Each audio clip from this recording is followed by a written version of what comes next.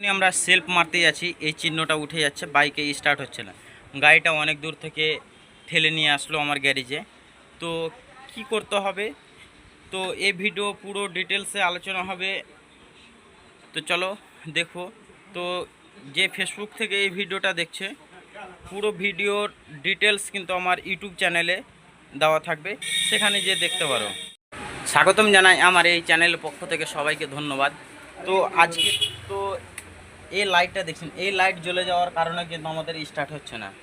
তো কি করতে হবে, গাড়ি কিন্তু অনেক দূর থেকে ঠেলে নিয়ে এসেছে।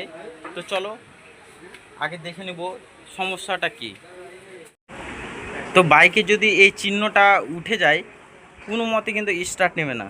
তো সেটাকে ক্লিয়ার করার জন্য আমাদেরকে কি করতে হবে, একটা পার্টস কিন্তু আমার চেক করা হয়ে গেছে, কোথাও কিন্তু আমি ফল্ট পাচ্ছি না। কিন্তু এখন পর্যন্ত কিন্তু আমাদের সেলফ স্টার্ট কাজ করছে না। যখনই আমি সেলফ মারতে যাব, দেখেন মিটারে এই যে এই লাইটটা জ্বলে উঠছে, এই লাইটটা জ্বলে উঠছে, কোনো মতে কিন্তু আমাদের সেলফ স্টার্ট হচ্ছে না। তো যতটা স্টেপ থাকে, যত রকম আমাদের মশলা চেক করা থাকে, আমি সব কিছু চেক করে নিয়েছি, কিন্তু আমাদের কাজ হচ্ছে না। শেষ পর্যন্ত কিন্তু আমাদের রোগ ধরা পড়ে গিয়েছে, আমরা রোগও পেয়ে গিয়েছি। তো এ বাইকের ক্ষেত্রে যদি সেলফ স্টার্টের সমস্যা আসে, মাস্ট আমাদেরকে কিন্তু একটা জিনিসই চেক করতে হবে, সেটা কি, যে এ বাইকে কিন্তু আমাদের সেলফ স্টার্ট মোটর লাগানো নেই। এই বাইকটা কিন্তু আমাদের, যখন আমাদের বাইকটা স্টার্ট হবে একদম সাইলেন্টভাবে স্টার্ট হয়ে যাবে, মানে এই বাইকে আমাদের এসিজি স্টার্টার লাগানো রয়েছে। এই এসিজি স্টার্টার যখন আমাদের বাইকে লাগানো রয়েছে, তো আপনারা মনে করবেন তো এটা কি, এটা সেলফ না, এটা এখানে কোনো সেলফ লাগানো নাই। এখানে কিন্তু কোম্পানি কভার দিয়ে রেখেছে, এখানে কোনো সেলফ নাই। তো আপনারা যদি প্রয়োজন মনে করেন তো খুলে দেখতে পারেন, আমি চেক করে নিয়েছি, এখানে কোনো সেলফ নেই। তো ফাইনালি যে আমাদের ফলটা বের হয়েছে, সেটা কিন্তু যে আমাদের এসিজি স্টার্টার থেকে আউটপুট বের হয়, সে তারটা কিন্তু আমাদের মিসিং ছিল। তো আমরা ফল্ট পেয়ে গিয়েছি। তো আপনাদের কাছে যদি এই গাড়ি এসে থাকে আর যদি সেম সমস্যা হয়, তো আপনারা সর্বপ্রথম চেক করবেন এই জ্যাকটাকে খুলে, এই জ্যাকটাকে খুলে আবার পুশ করে লাগিয়ে দিবেন, সেলফ মারবেন, এক চান্সে সেলফ স্টার্ট হয়ে যাবে, যদি আমাদের এসিজি স্টার্টারে কোনো সমস্যা না থাকে। তো চলো আপনাদের দেখাই যে আমাদের এসিজি স্টার্টারের তারটা নষ্ট হয়ে গেছিলো।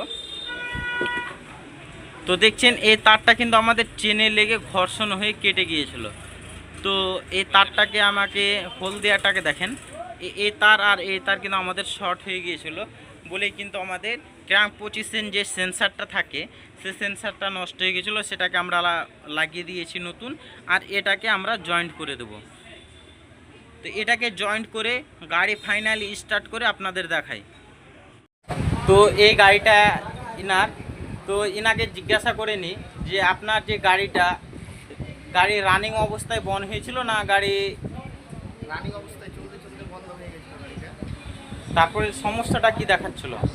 সমস্যাটা এখানে যে মিটারে লাইটটা জ্বলে উঠছিল যখন সেল মারছিলাম, লাইটটা জ্বলে উঠছিল।